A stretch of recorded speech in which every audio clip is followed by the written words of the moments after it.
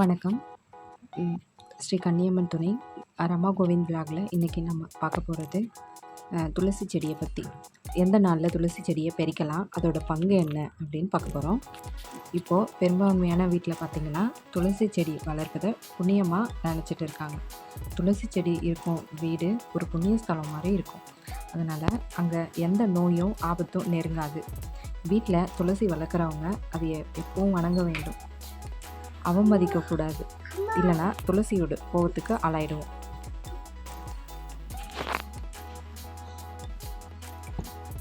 துளசியை எப்பவும் வீட்டுக்குள்ளே வளர்க்கக்கூடாது. அதையும் மீறி வளர்த்தா கணவன் மனைவிக்குள்ளே பிரச்சனை ஏற்படும். பூஜைக்காக துளசியை எப்போ பறிக்கணும் அப்படின்னு பார்க்கலாம். இறைவனுக்கு துளசியை பறிக்கும்போது சில வழி இருக்குது. அதாவது எந்த நாளில் பறிக்கணும் அப்படின்னா, திருவோண நட்சத்திரம், சப்தமி, அஷ்டமி, ஏகாதசி, துவாதசி, சதுர்த்தி, அமாவாசை, பௌர்ணமி, மாத பிறப்பு, மாலை வேளை, இரவு நேரம், ஞாயிறு, திங்கள், செவ்வாய், வெள்ளி, சூரியன் மற்றும் சந்திர கிரகணம் போன்ற நாளில் துளசியை பறிக்கக்கூடாது. மற்ற நாளில் பூஜைக்காக துளசியை பறிக்கலாம். இறைவனுக்கு அர்ச்சனை செய்ய துளசியில் பறிக்கும்போது பேசிக்கிட்டு சிரிச்சுக்கிட்டு பறிக்கக்கூடாது. அதோட கிளைகளையும் முறிக்கக்கூடாது.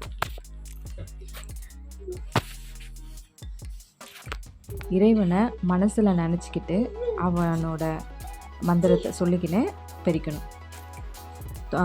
அதோட துளசியோட பயன் பார்ப்போம்.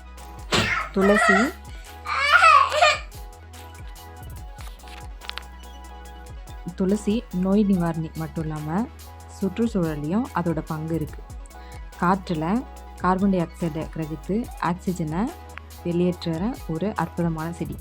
துளசி இலைக்கு மனம் இருக்கும், நரம்பு கோளாறு, ஞாபக சக்தியின்மை, ஆஸ்துமா, இருமல், தொண்டை நோய் எல்லாத்தையுமே அது குணப்படுத்தும்.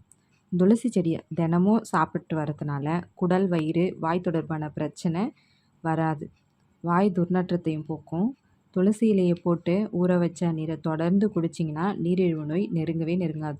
தோலில் இருக்கும் படை, சொறிகளை துளசி இலை சரி பண்ணிடும்.